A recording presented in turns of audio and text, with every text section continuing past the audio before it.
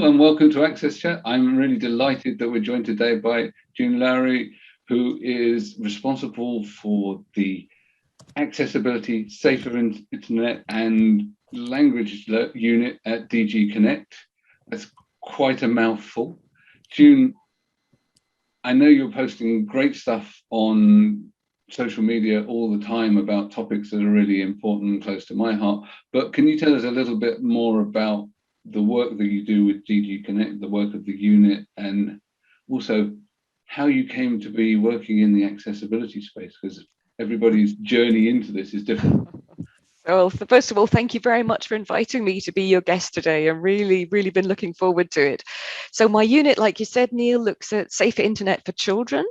We look at accessibility in the digital space. Particularly, we have a piece of legislation that obliges accessibility on public sector websites and mobile apps. I'm sure we'll talk more about that. And last but not least, where actually there is also overlaps with accessibility, we look at language technologies, digital language technologies. And that, of course, overlaps with accessibility in terms of speech recognition, speech to text. If you've got speech to text, you can translate, but you can also do lots of other cool things with it. So that's quite, they're all three fantastically rewarding, really fascinating subjects. And I feel very privileged to be working on them and to have this job. So how did I get here? I think totally imposter syndrome, being totally ill-equipped and unqualified to do any of those three. I studied languages way back in the previous century. I worked as a British civil servant in Germany for several years, doing quite interesting stuff on counterterrorism. And then after the Cold War ended, those good old days, I didn't want to go back to Britain. I wanted to stay in Europe. Little did I know how poignant that would become. And so I applied for a job at the European Commission, worked in fact in a different part of the institutions, the publications office, for a long time. And then in the last sort of 4 or 5 years, I moved to DG CNECT, which is the bit of the commission that looks at the digital single market, or it was called that when I joined. And then for the last 3 years, I've really had this privilege of having this job with these 3 different sectors. Legislating for web accessibility, we have funding and kind of soft policy on safer internet for children, and we have funding and do research into language technologies and also deploy stuff. So yeah, dream job. Don't ask me how I got it though. Step by step. I won't, but how, what was it that drew you to the dream? Why is it you're obviously it's interesting, all of these things fascinate me, but I mean usually there's some kind of personal reason why this resonates with you and you get drawn to it. Oh, if only life was that orderly. The European Commission. How naive, Neil. No, it's right place at the right time, I'm afraid. Manage lots of different things, so let's give us something else totally different to manage. Okay. That's why is that. But yeah, I mean, obviously I am not a technician, no claims to be that. And so the slightly more sort of socially policy side of things, I feel more able to bring something to. And I think probably if the horrible interview questions, what's your strengths? I think actually I really enjoy communicating. I think the Commission does fabulous stuff in so many different areas. And the 3 areas, as I say, that we've got in my unit are 3 spectacular examples of that. And so, if at least I can help communicate that, I think that's a good day's job. That at least I think I can do. Good, great. And so you alluded to the legislation, and these are big pieces of legislation as well. These are you mentioned that you've already got the public sector legislation, and we've seen even in the UK, which has left, they transposed that into UK law, and that's had a profound impact on all of our public sector websites. And we're still seeing, and now mobile, because mobiles came into scope later, that's really increased demand for accessibility, increased awareness, certainly in the public sector. And there's more to come. So well, yeah. I mean, there's actually surprisingly, well, certainly was surprised to me when I tried to sort of pull together what actually legislation CNECT has in the field. And we are not really the specialists in terms of accessibility and working with persons with disabilities. That's my colleagues in DG Employment and Social Affairs. But even in the digital sphere, we have, well, my unit has our piece of web accessibility, what's called the Web Accessibility Directive in the jargon. But there's also the European Electronic Communications Code, which looks at emergency numbers having to be accessible, or alternatives be provided. Our colleagues responsible for the Audiovisual Media Services Directive, where there are meant to be gradual improvements. So it's not sort of like firm and as tighter deadlines and obligations as we have in the Web Accessibility Directive, but it's still clearly pushing the video service platforms, the video sharing platforms in that direction. Anything that's online as traditional broadcasters had to be dealt with.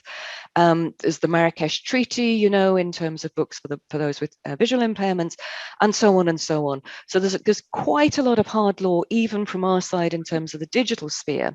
But then the really big, I think, game changer will be what's called the European Accessibility Act. It's been adopted, it's entering into force, but the actual practical implementation will be as of 2025. And that obliges accessibility onto a whole bunch of services and hardware that were really identified as being particularly essential for persons with disabilities. So it's not like everything everywhere has to be accessible, but computing services, basically on any online sort of commercial services, whether that's ticketing for transport or banking services, anything like that has to be accessible. And so I'm not sure if it was serendipity or not that the Web Accessibility Directive got adopted and entered into practical force first. But if you like, we're sort of paving the way through the public sector, hopefully encouraging the market, stimulating the market, showing firms who are offering accessibility services.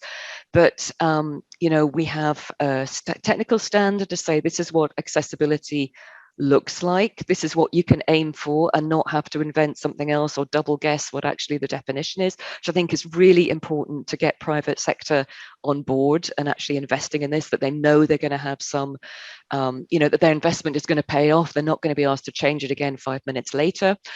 And so we're doing that for the public sector at the moment, as you said, Neil, websites and apps, and then a bigger bang, should we say, 2025. And I think that will really, hopefully, bring about this sort of, we'll reach the tipping point there in terms of actually having accessible design by default, that actually it will be easier for everyone to do it right from the start rather than try to retrofit, which we see from the public services is quite a painful process and is quite difficult. Whereas thinking accessible right from the get-go, it's just a win-win for everyone. And I see Deborah agrees with me. Thank you, Deborah. Yeah. John, we know that there's a massive investment from the Commission in the digital space, funding startups, funding projects in different countries.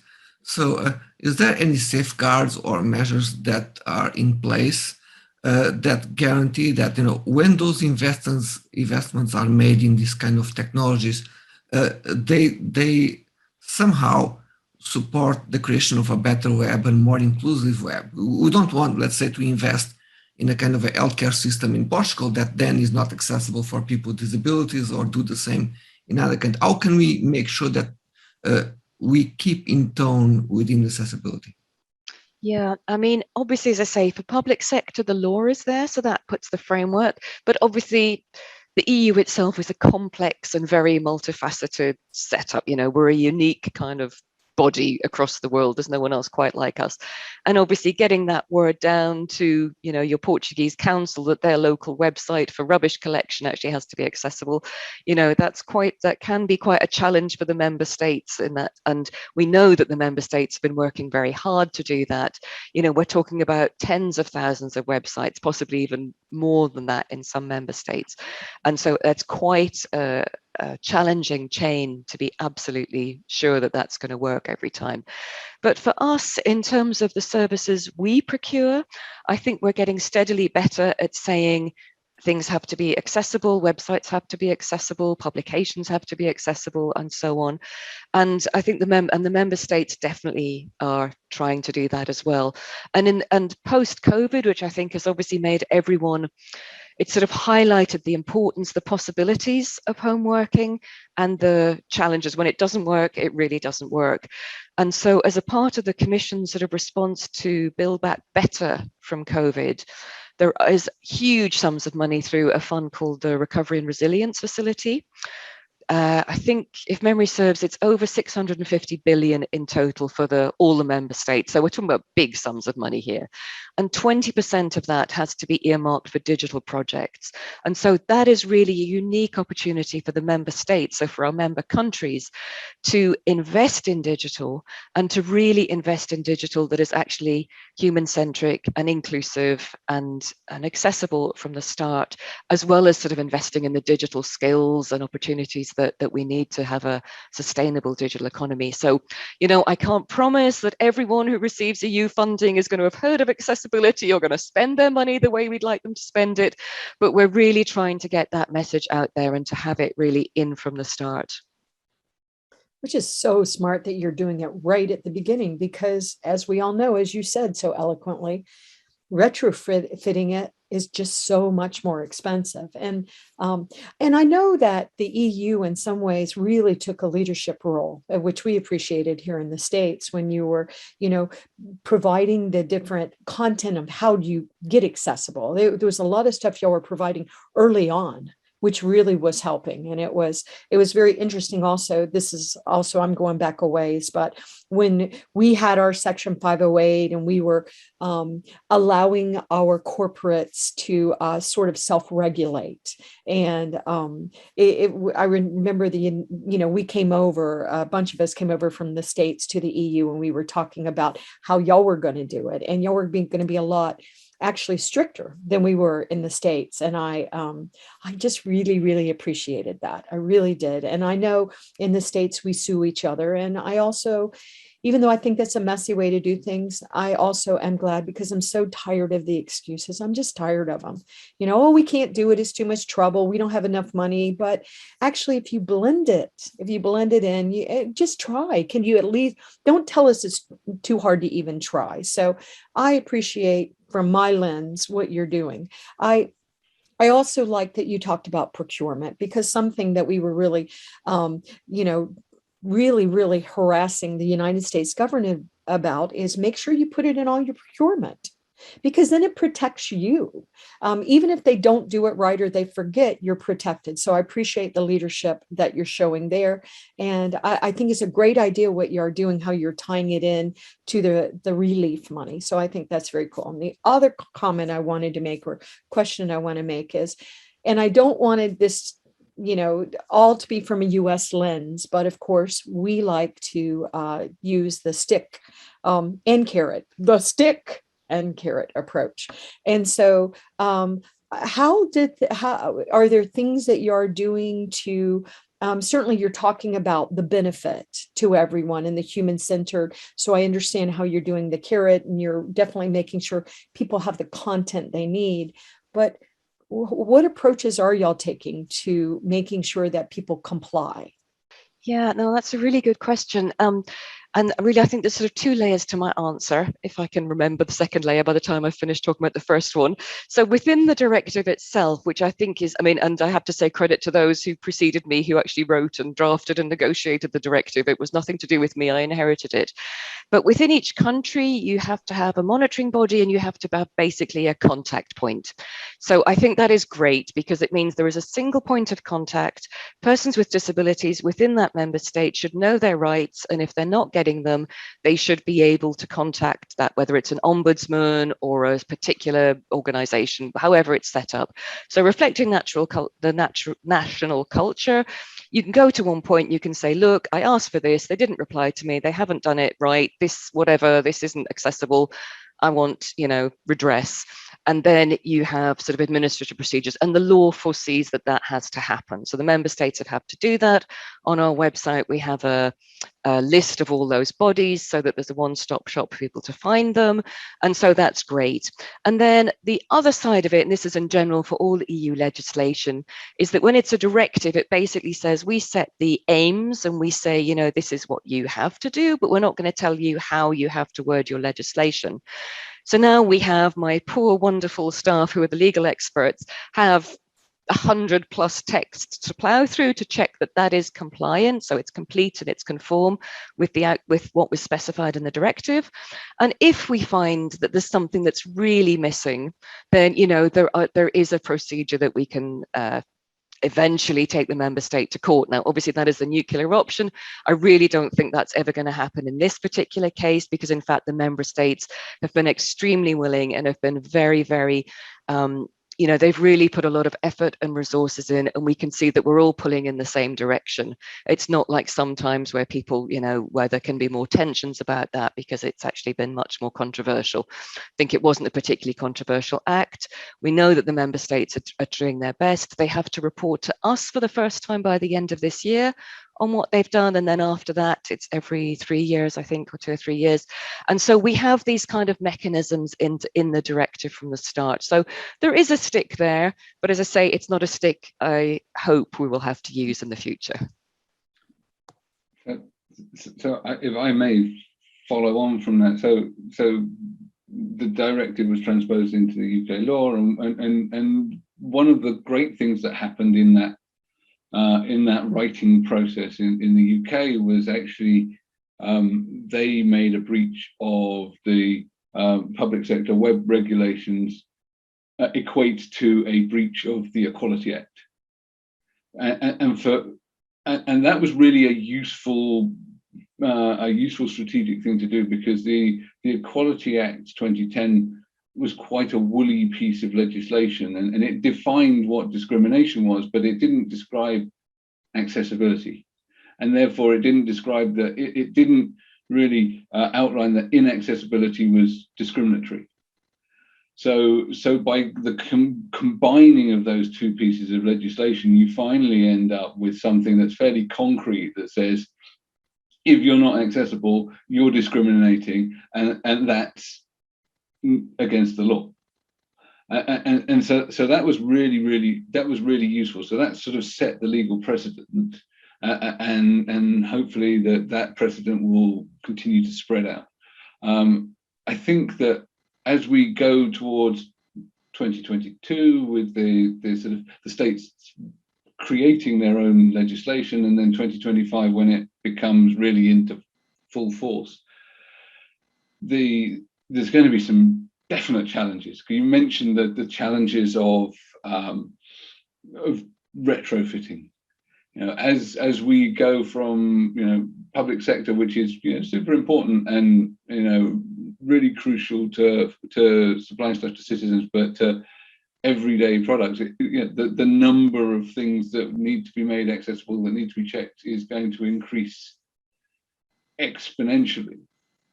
So I know that a lot of people that are aware of this are, you know, quite concerned about how much effort there needs to be to do this. It's necessary effort, as far as I'm concerned,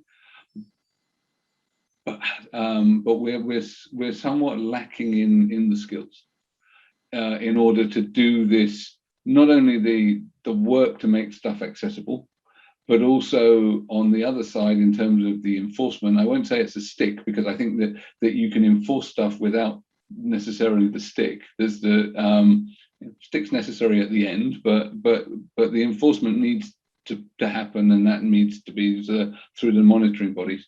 As that body of what comes in the scope of what must be accessible, how do we as an accessibility profession, and Europe and the US and others, because it's not just, you know, the legislation that you're bringing into force is going to affect people in the US in the same way that the privacy legislation has had an effect, which is why I'm really excited about it, actually, because I think that a piece of legislation this big can have a global effect, even though it's driven by Europe. But how do we how do we collectively start to upskill people and share that knowledge? Because I think that's going to be one of the real challenges, and might even be the crucial point between success and failure. Yeah, no, I totally agree with you, Neil. I think I totally share that analysis. I think, you know, within Europe, we're really short of ICT professionals anyway. And so this March, recently anyway, this year, there's been a quite important communication adopted called the Digital Compass, which really says where we want Europe to be by 2030, so in this digital decade. And one of the really key and very ambitious targets that's been set is that we move from having 8 million ICT specialists to having 20 million by 2030, and with gender convergence. Now, that is a brilliant target, and I'm totally in favor. I don't know how we're going to get there, but partly because of this funding, the exceptional funding as a recovery to COVID, also because for the first time we have a dedicated digital program in our funding, like our financial envelope for the next 7 years. And within the digital program, we have a strand that is looking at digital skills, and particularly the advanced skills. So, I mean, the super complex stuff, cybersecurity, HPC, artificial intelligence, all that stuff. So again, investment going in at the European level in terms of devising these courses and getting that sort of stuff up and running. And we're trying very hard to point out to everyone we meet, and we can collar anywhere, to say, accessibility should be part of those digital skills, because we need people to being taught this. You know, I think personally it's quite shocking that it isn't a sort of accessibility 101 isn't there within whatever you're doing in terms of ICT or design or anything like that. I mean, why not? You know, I just don't know why it isn't hardwired in there from the start. And so we're trying to sort of have those conversations and trying to say, you know, look, this money is going in this. We know we need more people. Let's at least make them talk that conversation, because as you say, it's a growth area. And it's also a fantastic opportunity to give persons with disabilities really good jobs, because we need persons with disabilities doing the testing. It's not pointless, and I won't say that because our directive foresees 2 types of testing, in-depth and simplified or automated. There's obviously a place for automated testing and to do that at scale, but we really need to have that user experience involved. And that, I think, is really a win-win. You know, we know persons with disabilities are horribly discriminated against in the market, in the workforce. You know, this is a chance to actually have a good jobs that serve a real need and that can create really a virtuous circle instead of this vicious circle of exclusion, not recognizing skills, not, you know, being in poverty, and, you know, everything that we don't want, and socially we know we don't want, and economically is just a waste of good human resources there. So, you know, fingers crossed, we're doing our bit, we're trying our best, and I'm really hopeful that with these pieces of legislation, we actually will make the market, show that it's practical, and really show then that we need, that there is a market for accessibility specialists. Yeah, so I'm utterly convinced, because we're in the market, we're growing, where I work for, we're growing our accessibility team, and we've been, perfectly honestly, struggling to find enough people with the skills that we want. And so 7 years ago, around about the same time as Access Chat, it must have been a good year, we started our first apprenticeship scheme, and we've been running accessibility apprenticeships ever since. And in fact, the best bit of the story is the fact that one of my former apprentices was working with me as the co-chair of the Trailblazer group that created the National Apprenticeship Standard for Digital Accessibility Specialists in the UK. I would love to see this standard be adopted elsewhere, or something similar. I'm not precious about it because it's not my piece of work. It's open source, so you can go and find it and take all of the information. But it seems to me that clearly, you know, every public sector body has a need for people. Every company delivering services to those public sector bodies needs people right now, and will need people to change their offerings, adapt their technologies, help create new ones because of the legislation that's coming. So we really, you know, as a community, and it's not just me because this was a collective effort to create this thing, really need to be doing this. But I know that it works because we've done it before. So I would love to understand and connect with people in Europe to see this roll out further, and US and wherever, because actually we need thousands of people doing this, tens of thousands actually, not 5 or 6.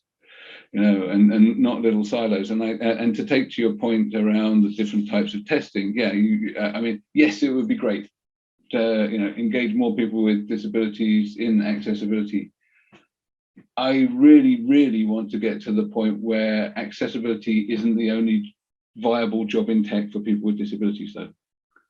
So it becomes one of those difficult questions and balances, if you like, where people go, well, are you, you're working in accessibility, do you only employ disabled people in your team? No, we employ people of all sorts. We actively encourage people with disabilities, but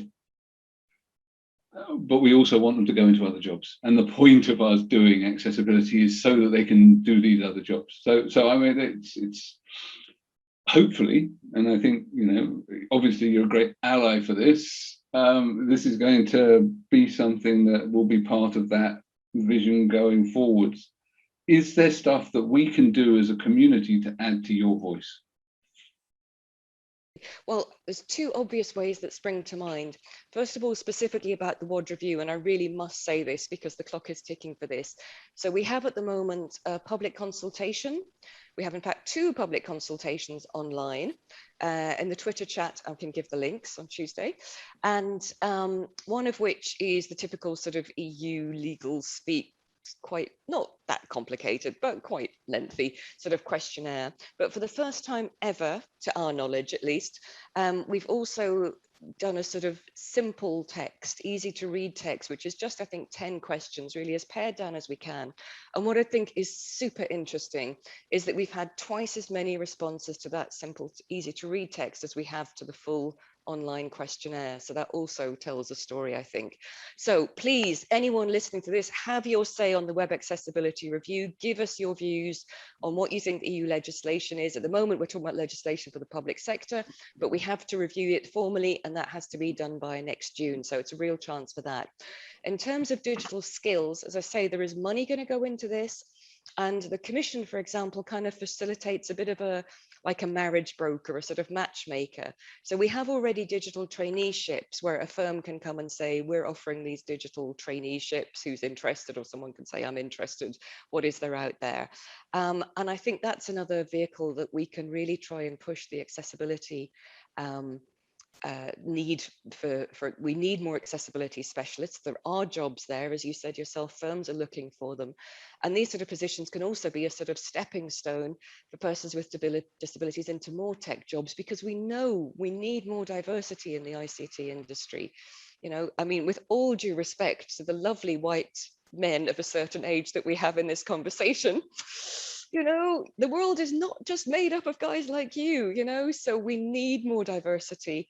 And that really includes people of all sorts of abilities, and to stop, the obvious discrimination that can happen in AI and algorithms and so on and so on.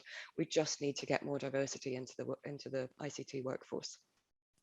So, June, so we are now in September. What have you planned until the end of the year? What are the activities around your work that it's important for us or for the community to follow? Okay, so straight up is this online public consultation. So I think that finishes about mid-October, early October. We then have all our homework to do, really looking at all the replies that we receive. We're also talking regularly. We have a really nice network ourselves with the member states in the civil servants there in the different ministries, who we're also working with and trying to support them and help them help each other to actually meet the requirements of the directive. So we have a great network there. We know people are working really hard.